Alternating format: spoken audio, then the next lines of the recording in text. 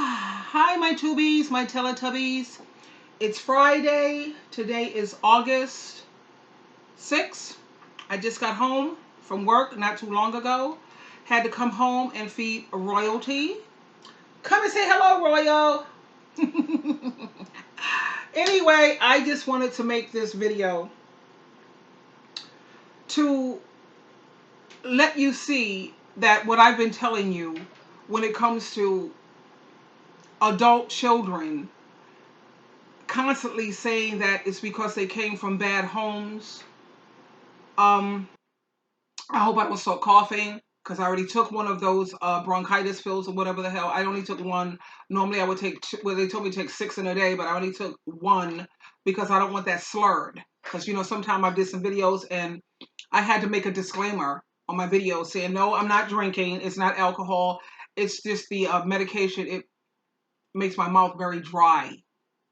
So instead of taking the 2 that they recommend, I only took the 1, and hopefully I don't sound slurred and crazy.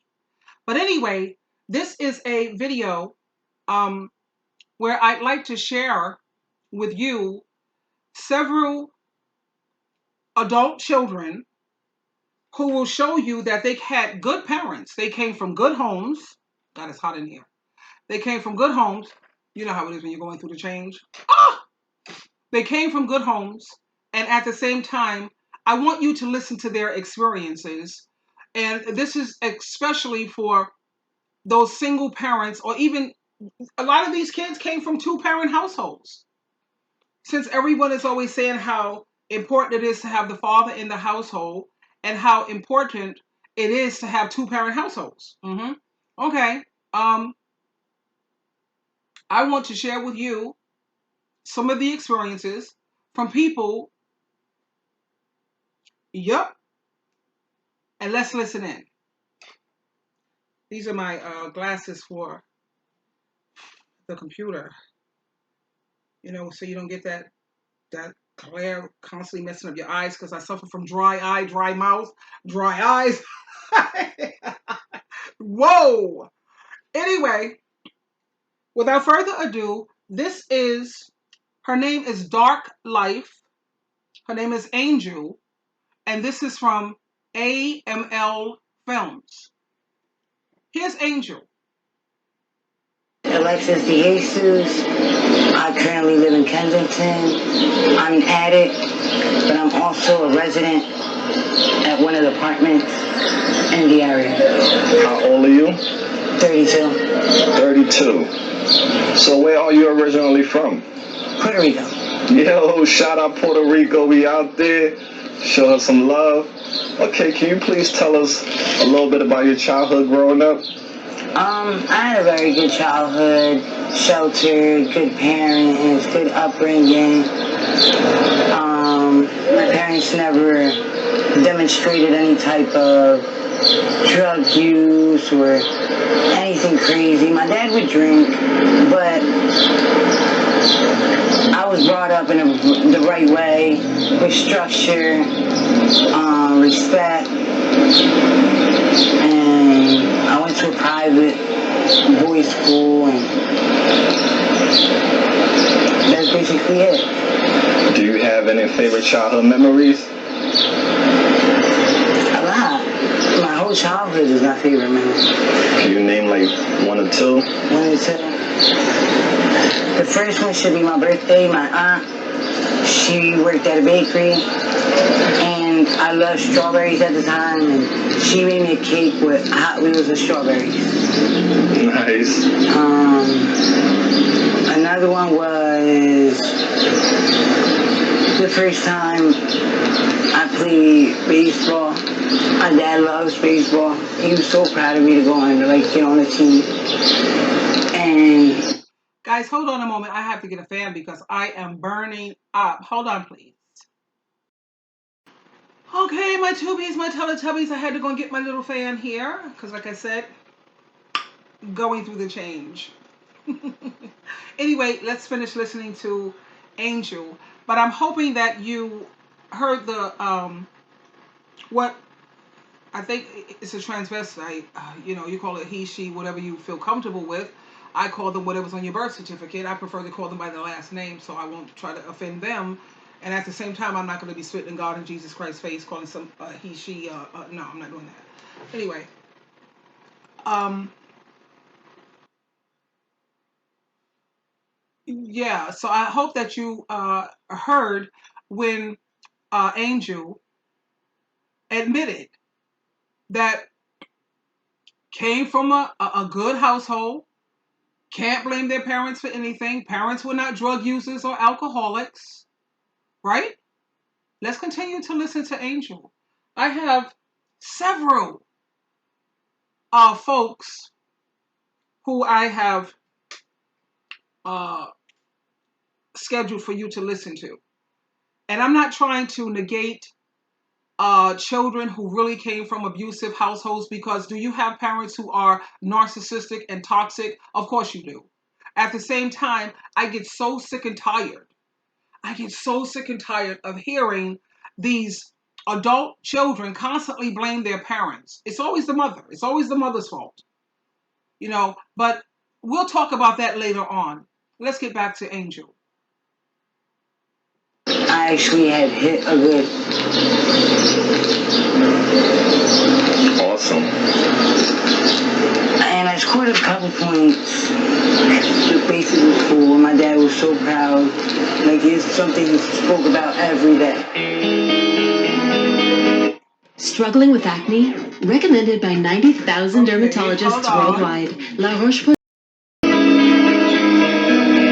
How old were you when you first experimented with drugs? I was 14-ish, 15. My brothers were smoking wet, and they dropped the blunt, and I picked it up. I just started smoking, and I was like, fuck it, I like this. I want to discover it.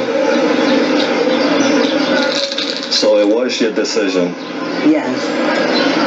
One thing I want to state, and it's something I tell my mom all the time, me getting high, me prostituting, me living my life as a woman, and all the things that are not accepted by society or right in society's eyes weren't because my parents did it, or because it was because I chose to do it. My parents taught me the right way. They taught me what I had to do right. I chose to smoke. I chose to prostitute. I chose to get high. I made these choices because I wanted to. I learned by my mistakes, and now I'm trying to better myself and become a more productive person. Okay. Okay. Did we get that? I'm just so happy. Finally, you meet someone who's willing to be accountable for their behavior. I made the choices. It had nothing to do with my parents. I chose to smoke. I chose not to what? Listen.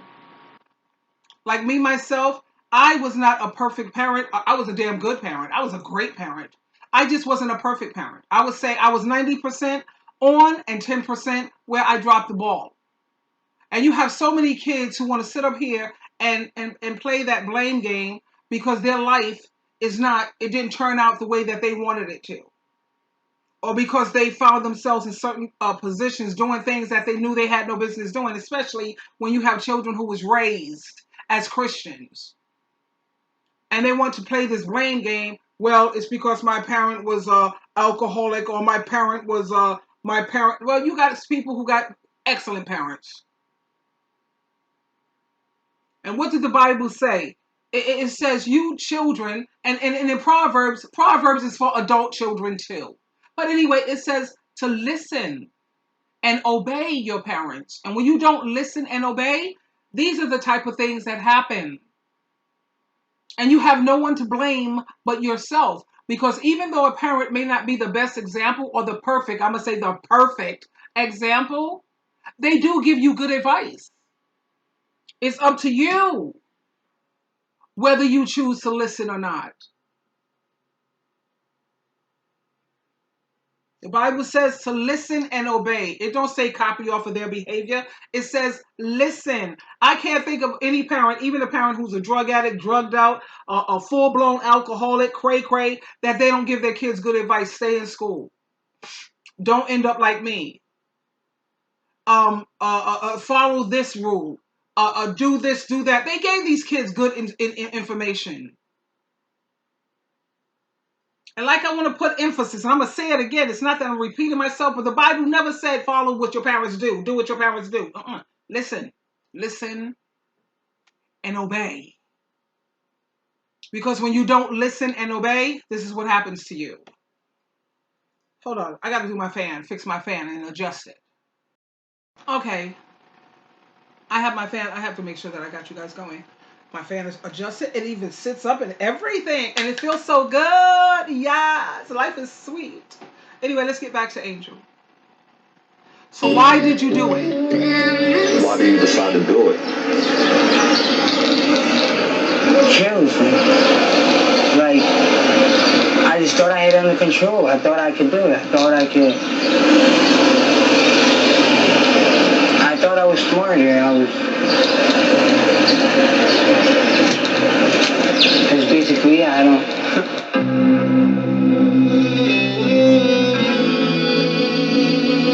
I've always used this marijuana, and then when I finally graduated, so to say, I graduated to like crack cocaine. And then from there I went to heroin and crack cocaine. I miss the family I used to have. I feel like everything. So how were you introduced to crack cocaine? Okay, so now you notice how Angel said that he started out with marijuana, smoking weed, aka dope, the gateway drug. How many times do they constantly keep telling us in the media, listening to other people, when you go to, oh my God, there's a wasp in here. Hold on, guys, I gotta kill it. Hold on. And royalty is getting ready to lose his mind. Hi, my tubies and my Teletubbies, I'm back. I tell you, oh my God, it wasn't a wasp. I don't have roaches. I don't have, well, actually, sometimes in the summertime I have ants. This is suburbia where I live. I'm from the city. I'm from the Bronx and Manhattan. And being here in suburbia, with this forest, I see real deers. I see skunks. I see stuff that I'm so not used to when I'm in the city. Anyway, whatever. But I keep the handy spray. Bam! Because I know it was crawling right there near my terrace. And royalty was getting ready to climb walls. So he would tear the house. Oh, that little cat is like way too much. But anyway, I keep this handy. Always handy. I have 2 cans somewhere around the house so I can keep tabs with it. But anyway, getting back to Angel. You know, you can't always blame the parents for the failings of these adult children. You know, it's their responsibility. If you felt that you grew up in an abusive home, or if you grew up in a dysfunctional home, that's your responsibility before you even get into a relationship. You should put yourself in counseling. Instead of spending money and chasing after men and buying outfits for all of this and trying to get cutesy, no, you need to put that money into therapy and fixing your situation. Instead of the blame game. Crazy. I was on Orchard Road and Avenue, and I seen a trans girl that was in jail. And I was like, listen, like, can I go get some weed? You know where to get it? She was like, no, but I'm gonna go get some crack. And she told me, just take a hit. You won't like it. I took the hit and I never turned back.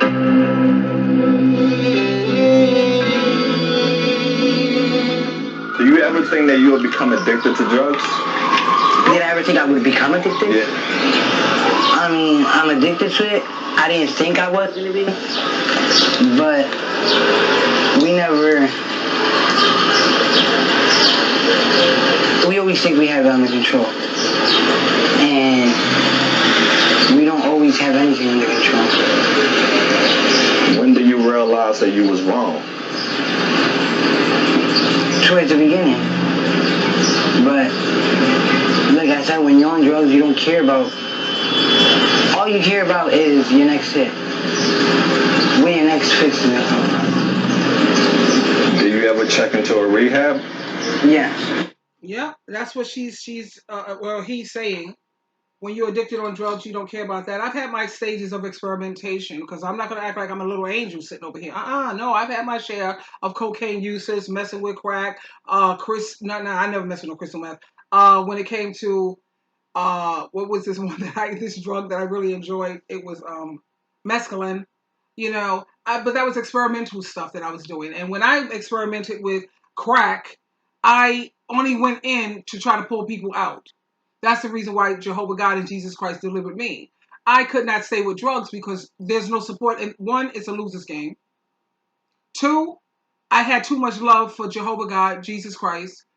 My mom, who put so much work into me, she loved me like crazy. How the hell would I treat my mom like that? Number three, my son and my daughter. There was no way I was going to sit here and let my son and my daughter go through craziness like that, which what I've seen with this people using crack. And I see drugs as a loser's game. Now, when it came to alcohol, that was an issue for me only because that's what Jehovah and Jesus Christ gave the stamp of approval for. They said, when you go through hardship, then some wine, alcohol, wine, will help make your heart rejoice.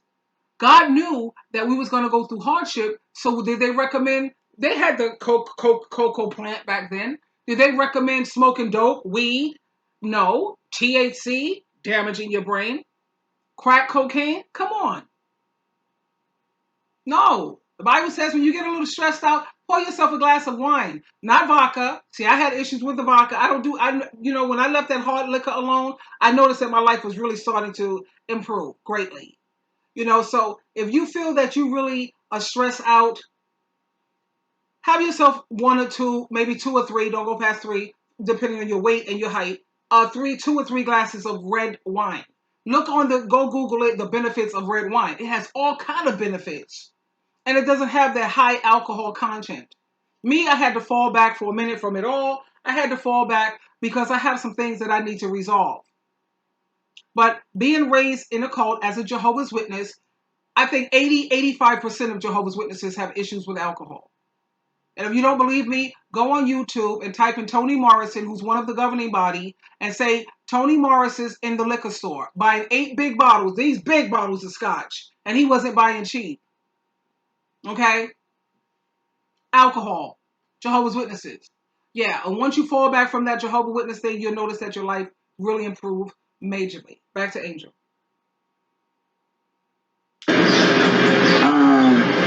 Even now, at this point in my life, when I see my addiction is getting too high, I go to rehab so I can bring my habit down, my dope addiction down. That way, when I come back, I don't spend all my money.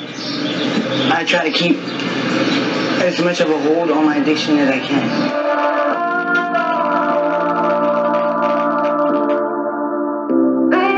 Do you find to be the most difficult part about being a drug addict? How people treat you, how people look at you, how you can't walk down the street like as a normal person. You walk down the street as an addict. Because obviously, look how I'm dressed. I have no shame. I'm a prostitute. I'm a sex worker. This is what I do for a living, and this is how I support myself. So while I'm gonna go buy drugs, I want to walk and try to catch a John, a Dave, whatever you want to call it, on the way there, because I'm about to spend money. I want to make some money. People don't accept you. They don't want to accept you. They don't accept the fact that they live around where the drugs are at. A lot of people look at it like the drugs are where they're at. No, the drugs were here. And it's not necessarily that people don't want to help the addicts. It's just that, listen to a girl who knows, I have tried my best to help a lot of these people who was addicted to crack, people who had drug issues, and I've done my share of trying to be kind and good. And then they say all of them, what they want you to know is that all of us are not the same. How the hell are we supposed to know which ones you are? Who the hell wants to play Russian roulette with their life like that? You know how hard I work to get the things that I have? I spend hundreds of dollars on something for you to go and sell it for $10 or $20? How many times have I tried to help out several addicts and I got played? Yeah. So now going forward, all I do is pray for them. That's all we can do is I pray for them. If I see some certain ones out there who need some help with some food, I purchase the food. I never put drugs and money in their hand. I will buy them some food, something to eat. I never let them get close to me because I don't trust them. They say that all of us are not the same. Really? And how do we differentiate that? Now, if I pray for you and Jesus Christ, even Jesus chooses not to help you, there's a reason for that. There's a reason. Hello. Anyway, you can finish looking at the full video with Dark Life Angel. It's on AML Films. Now we're going to move to Nikki. No, we're going to move to the Forgotten Model, Nicole, AML Films. Okay, this is Nicole Crawford. Nice to meet you, Nicole. How you doing this morning? I'm good. That's good to hear. How old are you, Nicole? I'm 27 years old. Wow, 27 is very young, Nicole. Where are you originally from? I grew up in a little town called New Bethlehem. Okay, shout out New Bethlehem. We out there. That's what's up. Okay, Nicole, can you please tell us a little bit about your childhood growing up? Growing up, I grew up in a split family. My parents got divorced when I was just 3 years old.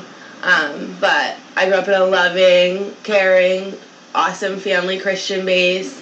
I have 2 older brothers, 2 younger sisters, different dad with my brothers, different mom with my sisters. Just an awesome, supportive family. I couldn't ask for a better support system.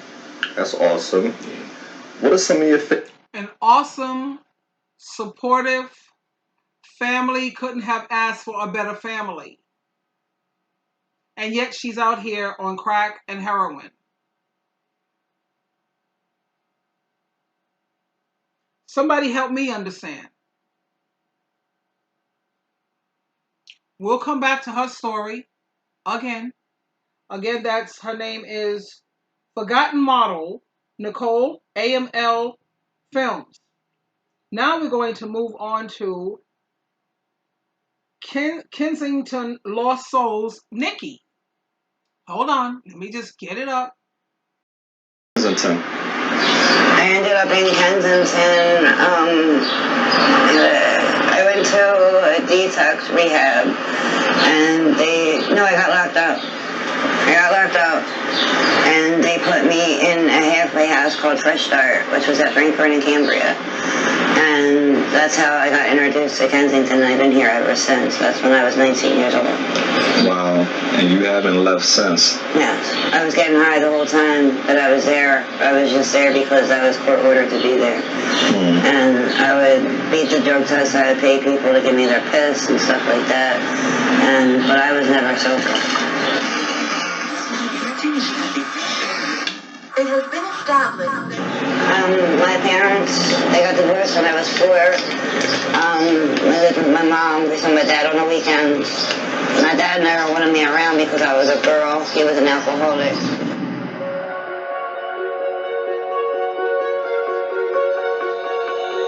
Oh, you tell me stories. You tuck me in.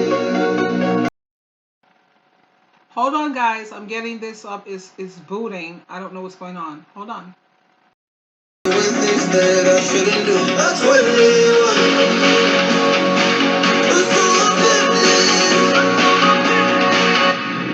Hi, Nikki. How you doing today? Good, how are you? I'm doing good. Do you have a middle name, Nikki? Joanna. Joanna. Oh, that's a nice name. I hate it. You hate it? That sounds snobby. And how old are you, Nikki? 42. Where are you originally from? Abington, Montgomery County.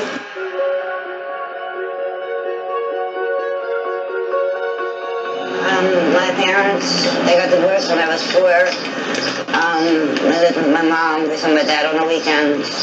My dad never wanted me around because I was a girl. He was an alcoholic. And then he would pop up here and there, take me to Florida, do this or do that. I started drinking because my dad, I would go to his house on the weekends, and he would, when he would want me to come, he would give me beer here and there, and I would steal his weed pipe, smoke weed, and then I got into pills, and then the pills, after they didn't work anymore, led me to dope, and that's where I'm at now, and I can't get off of it. I go to detox, I leave detox because I can't take the sickness, and I've been on drugs since I was 15 years old. Wow. I'm so sorry you had such a rough start in life, Nikki. My mom took care of us, but she was never home because she had to work to take care of us. She started off, she was a aerobic instructor while she went through college, and then she became, she's not like the doctor that can write, but she can write prescriptions, and nurse practitioner, and she does, Now, the reason why I want to pause when it comes to Nikki is because you notice how the father, he was an alcoholic, what have you, but he was out of the house, but the mom was working. She had to constantly keep working and working, and the children probably weren't supervised the way they should have been, but somebody's got to pay the bills. Dad surely wasn't around. But like she says, my mom, she did everything to take care of us. My mom. Ephesians chapter 6 verse 4 says you fathers are the ones who are supposed to be doing this job. But I want to share with you Nikki's story a little bit further because it's going to help you to understand another point that I be trying to make when it comes to how women will fight like crazy to hang on to a no good man, but yet they will throw their parents away talking about how toxic, how narcissistic, how they're bitchs and mfers, just because their parents are not perfect. But when it comes to these no good dudes, look at how hard they're willing to fight. And just listen to Nikki. People that were born with both parts. She makes it if you were born with a penis and a vagina, you get to choose which one you want, and she makes you which one you want to be. Wow. It's not, you were born with that, you're hermaphrodites, and she makes them into regular people. Wow, that's impressive. And I have a brother, he was always sophisticated and mommy's and daddy's boy, and I was always the one running away, getting in trouble, getting into fights, getting locked up, always in something. Notice that she has a brother who came from the same background that she came from. And yet the brother is doing well. He's well adjusted. He fell into place. They came from the same background, but she chose not to listen. Whereas the brother, he chose to listen. So, growing up, you were basically like a rebel. Yeah. Were you like the black sheep of the family? Mm-hmm. My family, my uncle, family's really rich. My uncle was senator of Montgomery County, Stuart Greenleaf. My dad was a civil engineer. The Eagles Stadium, my dad was an architect for it. He's the one that did the blueprints and everything. My mom, like I said, she's my dad. My brother, he does insurance for people. Even my kids, they're even good. My son, he's 21, goes to college, good boy. My daughter, she's 18, she's a good girl, she's got her own place, got a good job. My 16-year-old, he's just crazy. God bless him. Wow, so you have 3 kids. Yeah, and I had a baby for somebody that couldn't have kids. Oh, God bless your heart. I didn't lay down or anything. I made the baby was put in me. Oh, you tell me stories. I remember being down the shore with my family, and we just had a good time, being down there. It was a horrible short trip, I'll tell you that. Every single one of us got sick. And it was just horrible, but it was great because we actually spent time together and we actually wanted to be around each other. It wasn't I was forced into being with them and stuff like that. Normally it's nobody wanted me around, but this time I was wanted, and it was weird. Ever since I was 15, I was fighting to be in my family's life, and then nobody ever wanted me around because of being drunk or being high or something. Now you notice the reason why she said no one wanted her around. It's not that her parent, her mom at least, didn't love her daughter. But at the age of 15, she was hard-headed, didn't want to listen, and she said they didn't want me around because I was always high. I was always getting high. I don't know what they call that high. To me, it's getting real low, whatever. But the point is, if you can't follow the rules of the house, then you will not be in the house. That's the way I was raised. A parent, there's but so much you can do when you have a child who's hard-headed and stubborn like hell. My daughter was like that, very stubborn, you know. Long story with that. I don't even want to go into it. She's good though because thanks to Jehovah God, every goal that I set for my children, they've achieved it, and that's because all the credit goes to Jehovah God and Jesus Christ, and because they have a very strong mother. Okay, they knew that I wasn't putting up when they're on my watch. My children are successful. They're both successful now. My daughter's a registered nurse. My son is a social worker, counselor. He's getting ready to get his C license so he can open up his own counseling firm. He's going to do his own thing. He's opened up his own psychiatric unit or whatever the hell he's going to do with his C license. Got his master's degree, and he's going further. I couldn't have been that much of a slouch as a parent.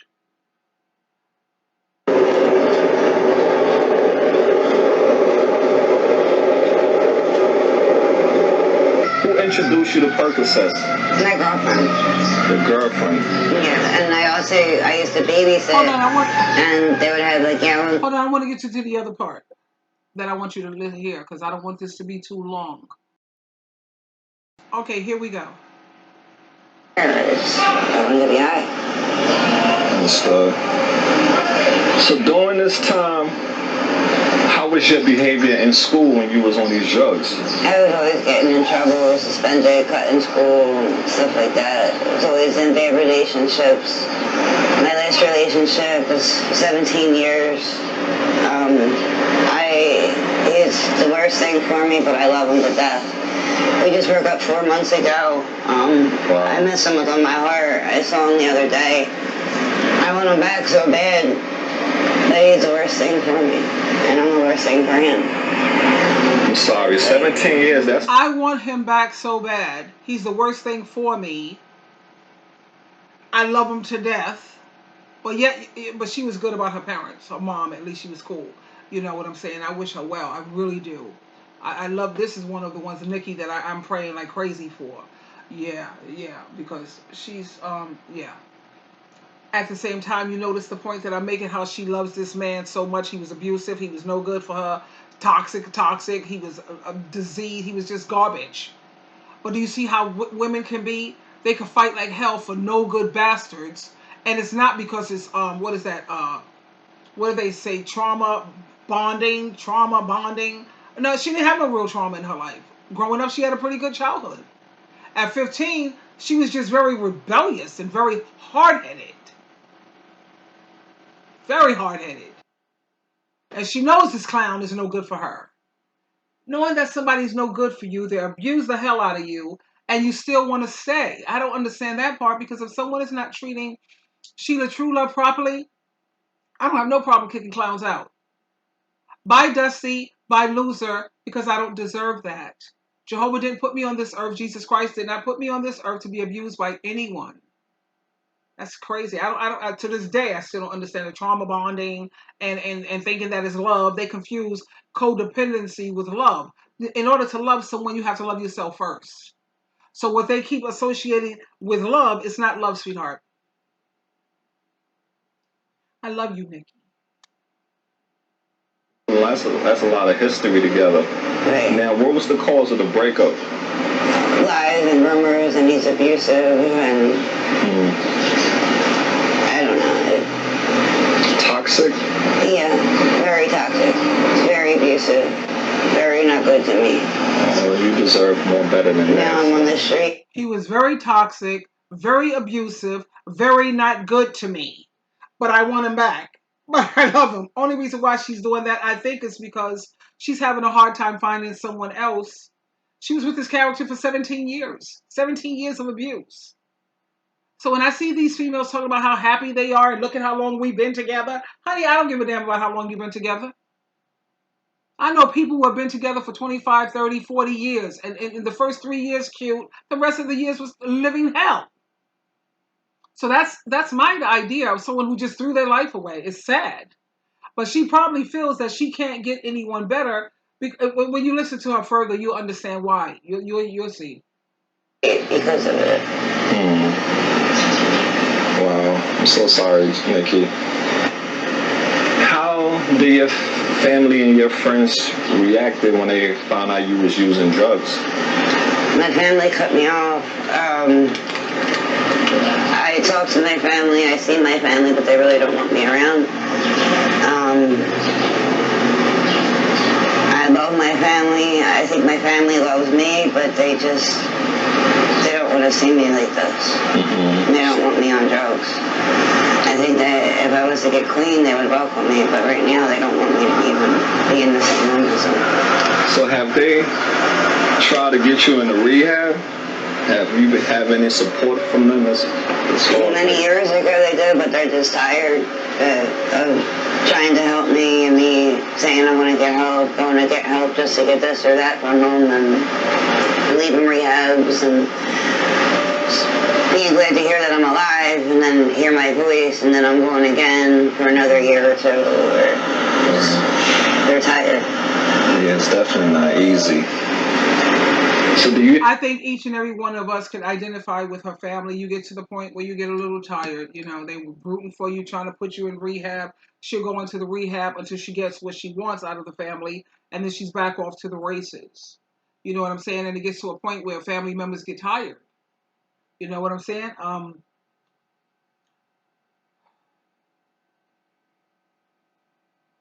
My heart goes out to the girl. I'm praying for her harder than I pray for most. Actually, I pray for them all because it's rough. Like you have to understand people's journey, what they've been through life. But she came from a great background. She came from a background with a great support system with her family. She is not poor and suffering with abuse or somebody parents a mother who was raising her. Her mother wasn't no drug person or no alcoholic or even had an alcohol problem. She came from an amazing background, and yet she ended up like this. I don't know, but for some reason she's someone who I don't know. I love her. I just do. Actually, I love them all because my heart goes out to them because you know some people are made out of iron. Some people are made out of steel. Some people are made out of copper. Some people are made out of aluminum foil, for God's sake. Everyone don't have the same strength as maybe, the other person. So what may break one person may not break the other. And just listen to her story. I'm going to play her out pretty much more than the others because she really reached my heart. She reached my heart. At the same time, I'm not really an emotional person. I've learned not to be like that. I've learned to be more logical. And even though she has reached my heart, I would still have to keep her at a distance because she's an addict. And I've done my share of trying to help addicts. And they always end up, doing crazy things, and then the first thing they're ready to tell you when they steal from you, or every time you see them, everything is about money. I want, you got any money? Can everything is, and then when they steal from you, things that you spend hundreds of dollars on, they selling it for $5, $10, $20, and then their first thing is I'm an addict. So that's supposed to make everything acceptable. No, it's not acceptable. It's not. It's just not. So it's kind of hard for me to try to help an addict anymore because of what I've experienced with them.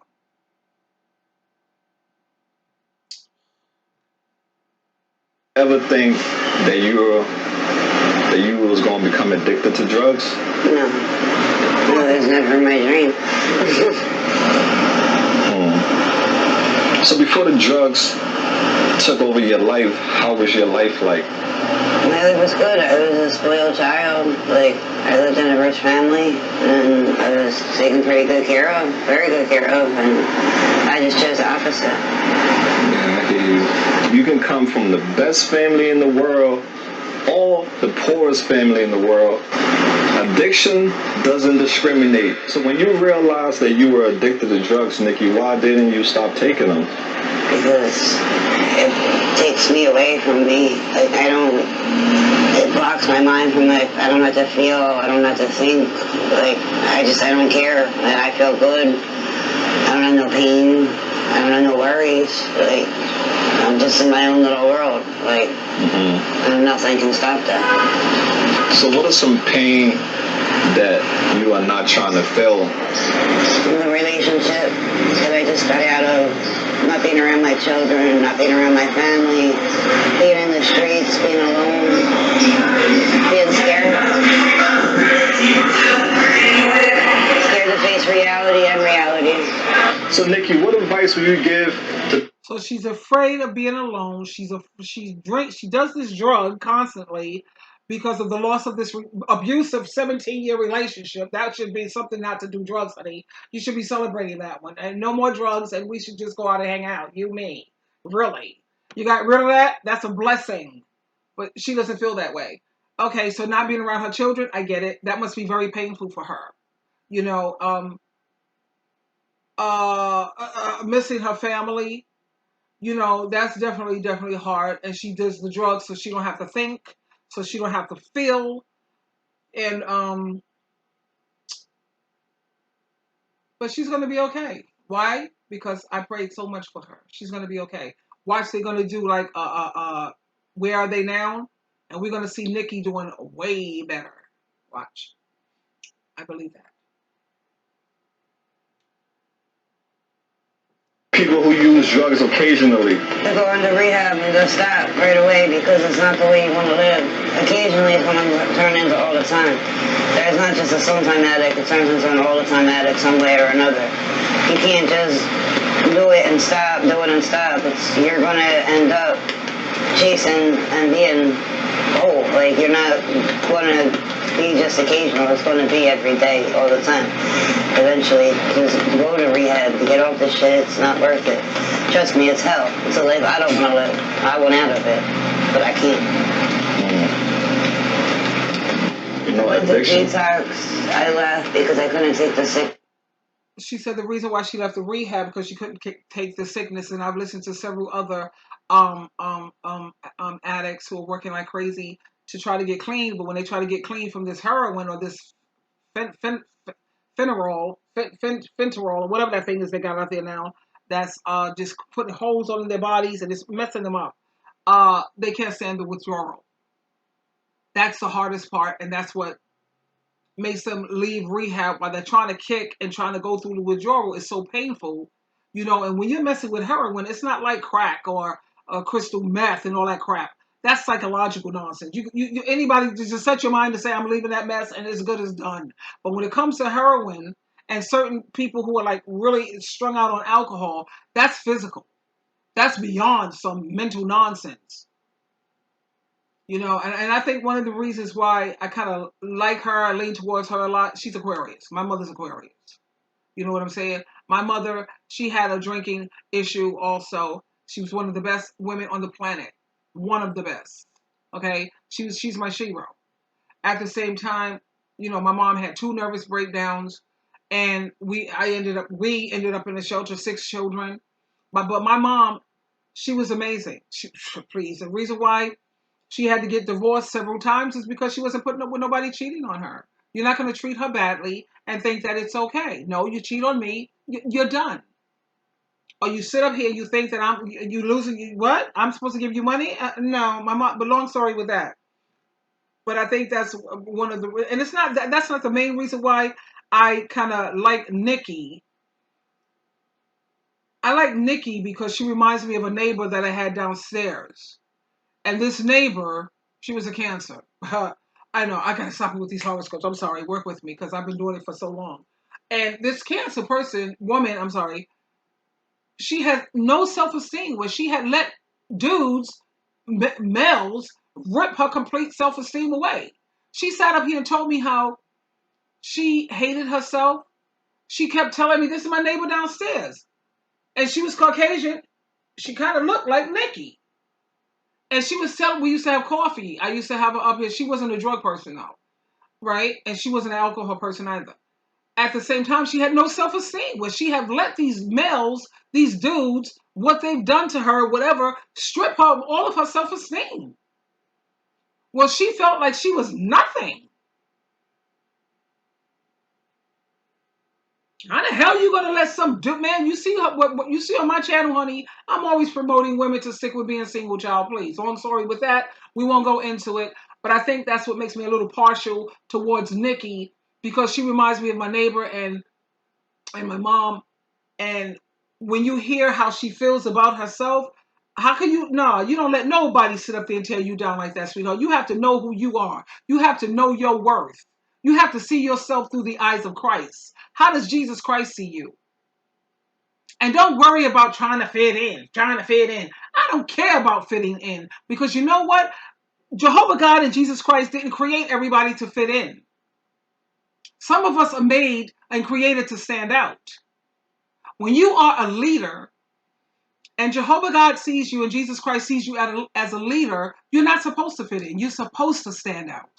I stand out all the time because I'm either too worldly for Christians or too Christian preachy for the world. So it seems like I don't fit in with the worldly people because I'm too Christian. And then I don't fit in with the Christians because they think I'm too worldly. Why? Because I'm not a fanatic. I'm not a zealot. Whatever. So I realized, darling, you know, Jehovah God created me not to fit in. I was born to stand out. And that's good. That's okay. I can't deal with it. It's too much. It hurts too bad. I can't deal with it. And plus I'm scared. This is the only life I know. I don't know any other life, and I'm scared to be sober, to be honest with you. Because I've been high for so long, that's all I know. Not using drugs would be something new to me. And it scares me. Don't be afraid, this life is that. Don't be afraid, Nick. Being sober is the best way. You don't have. She doesn't know, but I understand where she's coming from with that too. I may not agree with the things that she do, but I understand it. She's afraid to be in the sober world, and there's a lot of people who get sober and they don't have any support. But she has support. She has a family that's waiting for her. All you got to do is get sober, but she's afraid to get sober. When you have a family, you have support. I know she's going to be okay. Yeah, you know, the Bible says it's good when you have faith. Faith moves mountains, honey. My faith tells me she's going to be okay. So we should applaud this and say, thank you, Jehovah God, through Jesus Christ in advance for looking out for Nikki. Because it's as good as done. She's going to be okay. I don't know what the other side is like. I'm going to deal with everything and face everything. They say fear, fuck everything, and recover, fuck everything and run. I fuck everything and run. I'm always scared of the other side. And to deal with the shit that you gotta deal with, all the baggage that comes with your life, all the problems that you have, everything's just gonna smack you in the face once you become sober and have to deal with everything. Okay, so Nikki, currently out here in Kensington, what drugs are you addicted to? Heroin and K2. And I do powder, speedballs. And I do meth here and there. Plus, oxys were so expensive. Heroin's so cheap. That's how I got introduced to heroin. And I would snort it, and then after a while, snorting it, I was so sick that one day snorting it wasn't going to do anything. I shot it. And I've been shooting ever since. Do you remember the first day you shot it? Do you remember that day? How did it make you feel? It was an amazing rush. Like, it was twice as good as dope usually was to me. I love the feeling. Like, I just felt like I was floating on the air. Like, I never ever allow that feeling ever again. But I try. But I'll never have that feeling like that one time. So what about K2? How does that make you feel? K2 puts me to sleep. K2 makes me just like a vegetable. I don't think about anything. I'm just there. Like, I've seen people on K2. Some people with K2, that's that synthetic weed, and if people are busting their heads all on the sidewalk, people are acting crazy. She says it makes her like a zombie. You're not thinking about anything. People just don't want to think, man. They're just like tired. When you don't want to think, honey, look, if you have to do anything, do what Jesus suggests. Have yourself 2 or 3 glasses of red wine. Look up the benefits of red wine. But when you're an addict, you're not supposed to do any of that. So you're going to have to find yourself build yourself a nice support system, a nice support network with people who love you. You already have family that loves you like crazy. I don't know. But anyway.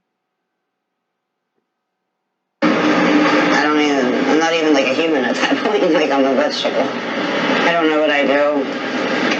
Like, after I smoke it, I don't remember what I do while I was smoking it. Like, let's say I have half a blunt, I pass you the blunt, I may not even remember passing it to you, I think you stole my blunt, right? Just dumb shit. So it makes you delusional. Yes. So out here in Kensington, as we all know, there is no more dope out here. It's all fentanyl. Yeah, right. Fentanyl. And in the daytime. So from what I hear, that fentanyl, it doesn't keep you as high as heroin used to. So you're constantly, every 3 to 4 hours, you have to boost it up again. Every 3 or 4 hours, they ask people, how much money do you usually spend on this? Constantly trying to stay high every day because you don't want the pain. These people spend on a bad day, $50.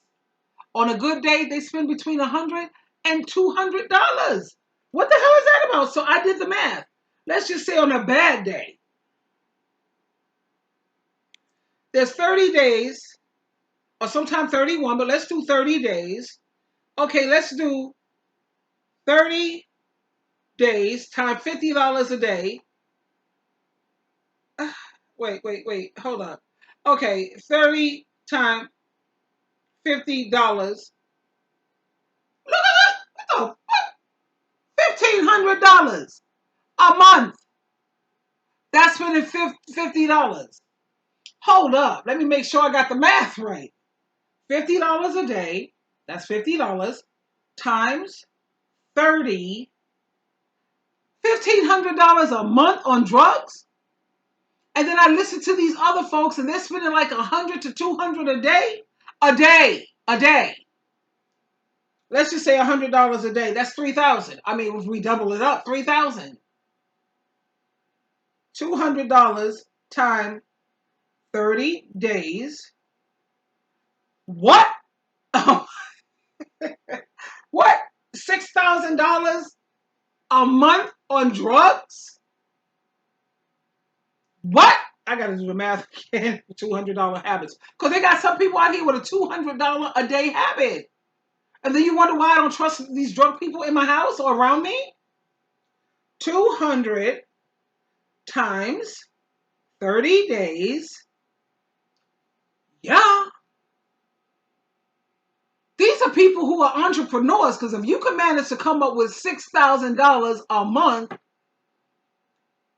they do a lot of boosting. A lot of the women are doing prostitution. A lot of them are doing, robbing people, whatever. I don't know. Oh my God. So $100, $3,000 a month. What? You have entrepreneurial abilities.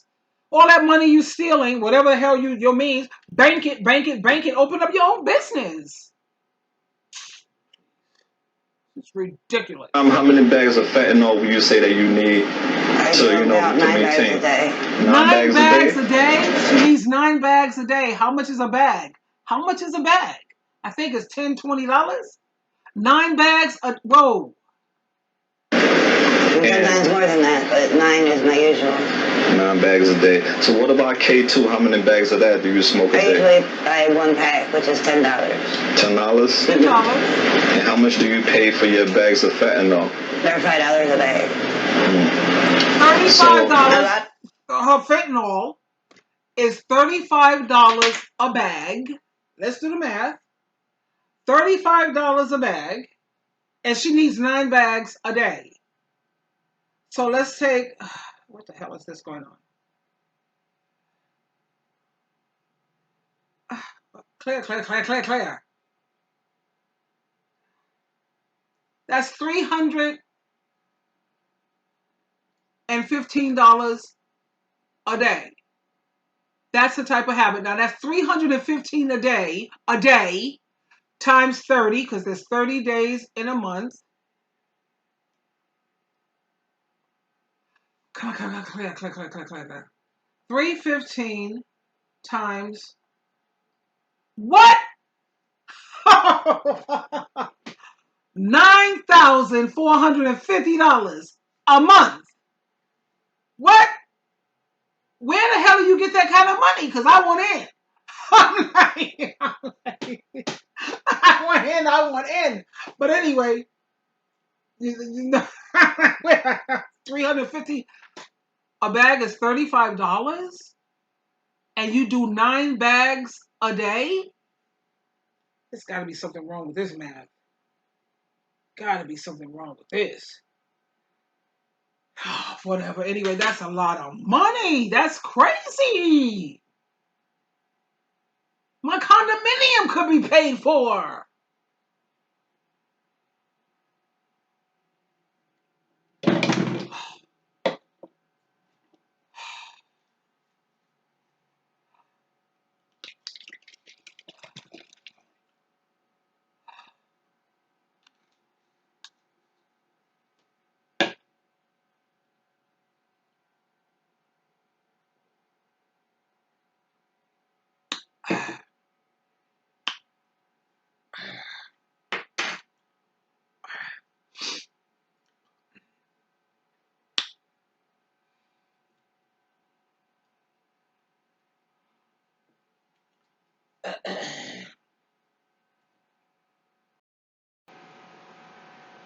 My Tubies, my Teletubbies, I don't understand any of this.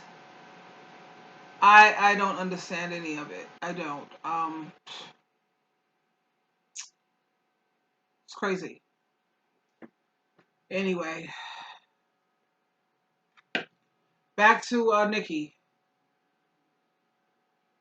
That I get free though, like samples, I find bags, people give me bags. Like, I don't spend 45 hours a day, but I usually do about 9 bags a day.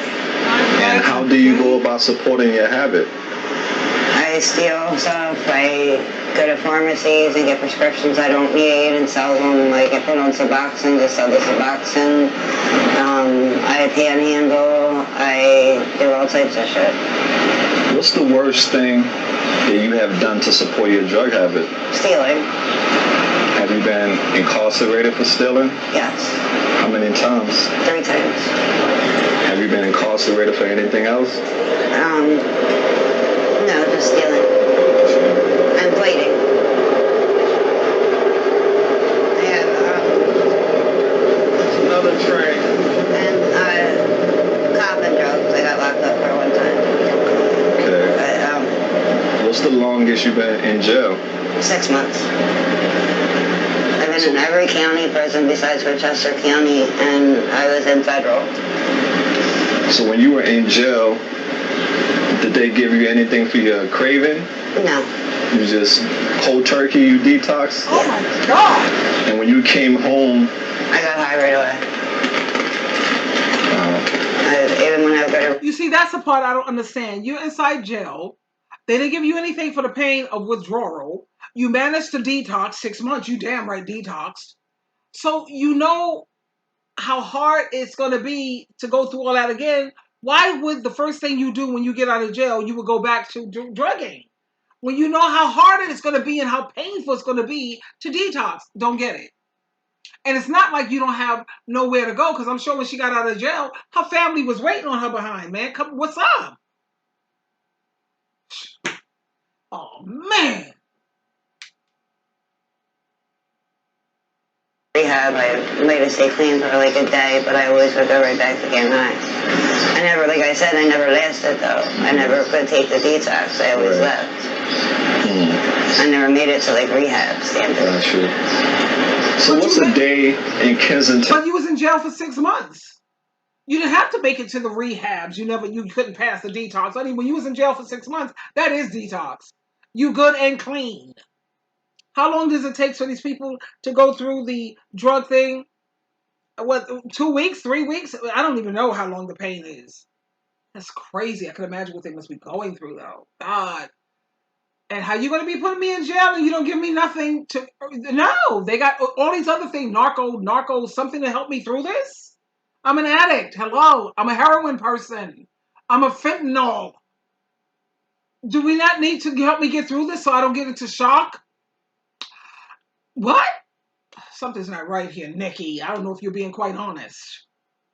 Look like for you a day in your life? I get up in the morning, I go down, I sweep the streets for this lady, and she gives me $5 to sweep up in front of her store. I go get a bag of dope. I go back to my friend. I pay my friend money to hit me, and then I'll smoke a blunt, and then I'll go about my day making my money, and then I go get high and just chill. And you are currently homeless. Yes, I live at Kensington and Allegheny on the corner. What about the shelters? Have you thought about it? I tried to get in, there's no opening right now. Oh, that's horrible. How do you stay safe out here? I make sure that I'm not by myself. I was sleeping during the day and staying up at night, so that way, because nighttime is where it's worse at. But I stopped doing that when I started sleeping with a bunch of people.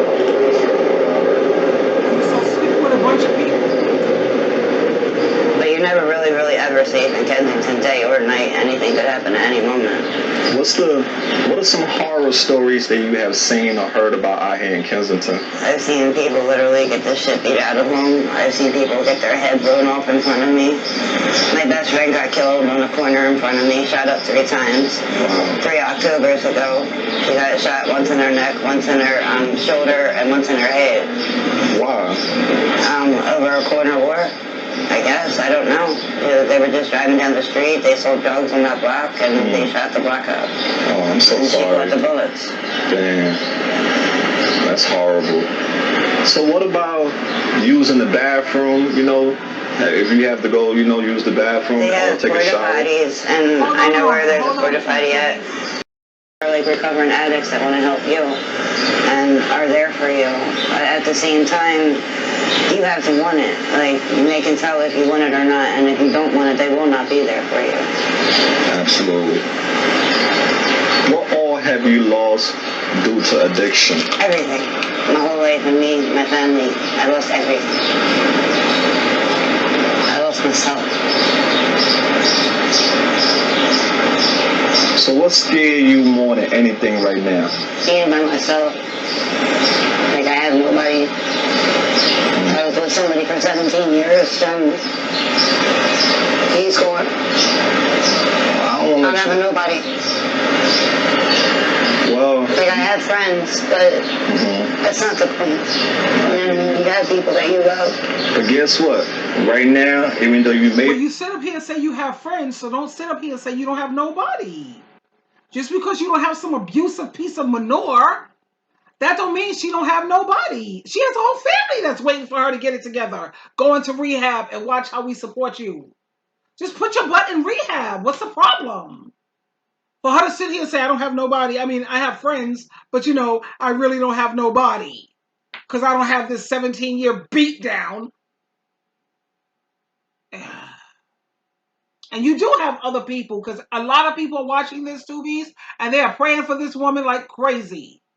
You'd be surprised the power of prayer.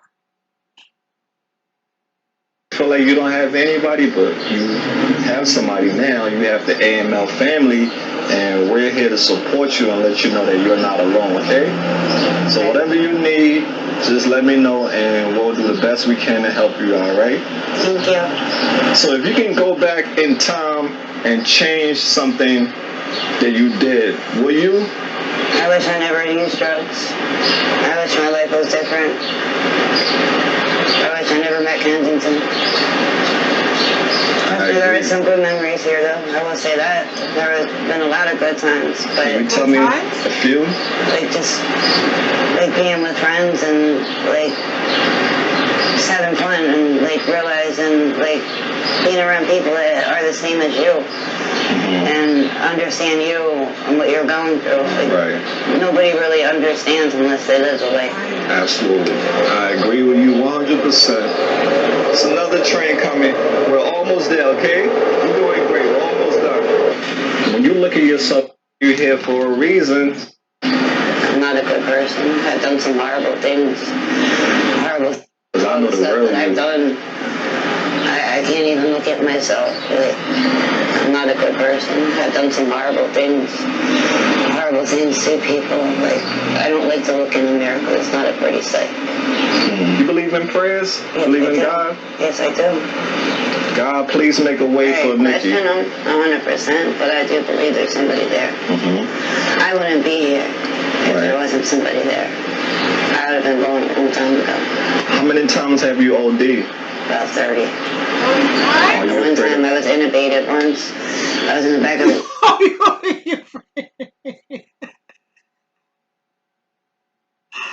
You OD'd 30 times. That wasn't enough to give you a wake-up call. I don't get it. Oh, man. Uber car, and the Uber car almost killed himself to save my life, driving me into Frankfurt Hospital, or I'd be dead. Wow. And the hospital told me that if the Uber guy didn't get me there a couple seconds later, I would have been gone. I had been intubated that second. I was in a coma for 4 weeks, and I was basically dead. Wow. So God got you here for a reason. Chances after chance, right? 30 ODs. Are you afraid of dying? No, I'm not. Why not? Because I look at it as I'm basically already dead. No. Like, as I walk down the street, there's nobody there. I live in a dark, gloomy world. I consider myself not here. Nobody wants me here. Don't say nobody don't want you here. Maybe you may not want yourself here, but I'm sure your kids want you here. Do you believe in miracles? Yeah. Anything is possible, okay? So what's the... What about your family wants you here? Your family has been pulling for you like crazy. You just refuse to get it together.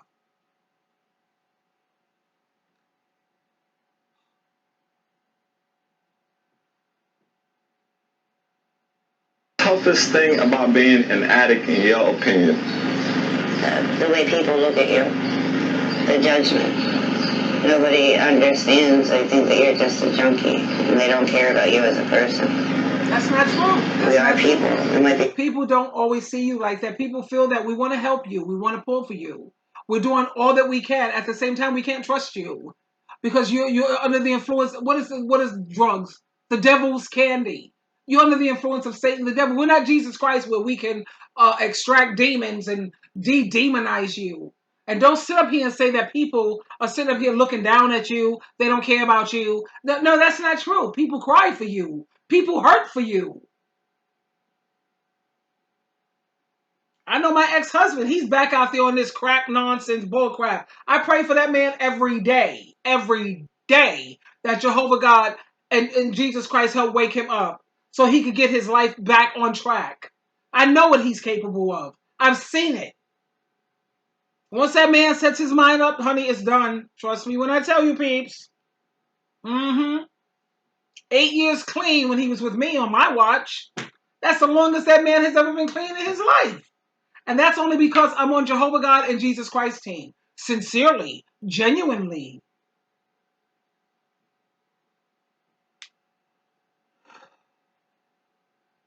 Drug addicts, but we're just the same as you. And you're absolutely right about that. Yes, you are. And that's why I do these videos to let them know that this can happen to anybody, given a situation, you know? You didn't ask for this hand that you got. You was given this hand. And a lot of us, that's the situation. Actually, she wasn't given this hand. She was given the hand of the silver spoon. She's come from family who's well-to-do. Why the hell does she choose this route? Only God knows. We are in. So let's get off topic a little bit just to get to know you as a person, okay? Okay. So, now, hold on to these. I want you to hear the way this... I'm Aquarius. I was born January 27th. Yo, shout out to all the Aquarius out there representing. That's cool. What does art mean to you? Art? Yeah. Like pictures and pictures and stuff. Pictures. Okay.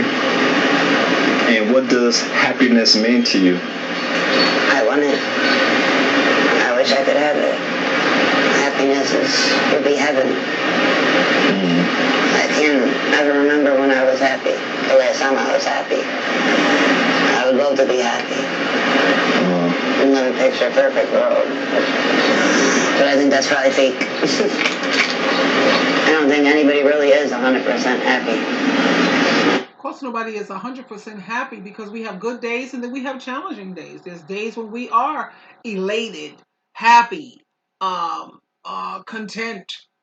It's not going to be like that every day. I mean, some days I have some days. Let me tell you, there's days when I only sleep 3 hours out of a day, you know, and I'm not the most patient person when I lack sleep. You have good days, darling, and you have challenging days. Decline. Oh, no calls. I already thought I put this on freaking don't interrupt. Call rejected. Yeah, good. What do you look for in a partner? In a partner, somebody that I could trust, somebody that would be there for me, somebody that's not just there for them, that has both of us together as one. Like, one person is a two. And wanting to be around the person and be there for that person every way that you can. That's awesome. And if you had to pick one, to fly or to be invisible, which one would you pick? Invisible. Why? Because nobody would know what I was doing. Sneaky. I named my daughter Mia because growing up I was always considered missing in action. So I named my daughter Mia because of the initials, and missing in action, that's for me and for my daughter. Interesting. The trains won't give us a break, guys. Okay, so what are some things that you like to do in your pastime? And the bugs is chewing us up. So okay, anyway, so that's the end of that. I'm gonna make a part 2 for this, my Tubies, my Teletubbies. That was Kensington Lost Souls with Nikki. Love the woman. I can't help but love her because she reminds me of a couple of folks that I've had in my life. And she's gonna be okay. I'm not even sweating the small stuff because she's gonna be okay. I already prayed for her and she's gonna be okay. Anyway, this is Shiva True Love. I'll see you on the other side for part 2. How the name of this video is going to be Addiction and Being Homeless. Are parents to blame? Yeah. Anyway, I love you very much. And until next time, I'll see you on the other side. Bye for now.